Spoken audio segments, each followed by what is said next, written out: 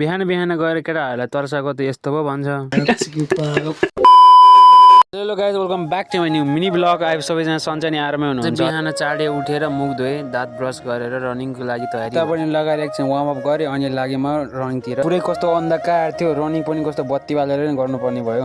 के दौडिँदै थिएँ, पछाडि पो कुकुर आएर दौडिरहेको छ भने। त्यसपछि म रनिङ गर्न गएँ, धेरै समयपछि रनिङ गरेर होला कस्तो फ्याफ्या भइरहेको। त्यसपछि म रनिङ गर्दै गर्दै लागेँ पुलतिर।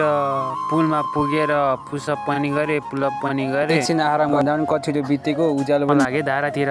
धारामा गएर मजाले मुख धोएर पानी पिए। केटाहरू के गर्दैछ भनेर हेर्न गएको, मजाले सुतिरहेको रहेछ। तिनीहरूको सात पुल्टो उड्ने गरे यसरी तर्साइदिए कि घप घप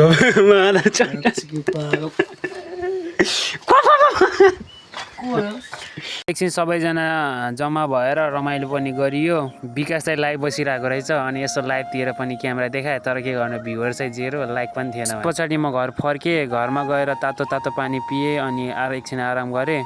त्यसपछि केही समयपछि म लागेँ चर्चतिर। चर्च पनि म एक हप्ता छुट्याएर गएको थिएँ र बाटोहरू चाहिँ पिच हुँदै गरिरहेको रहेछ।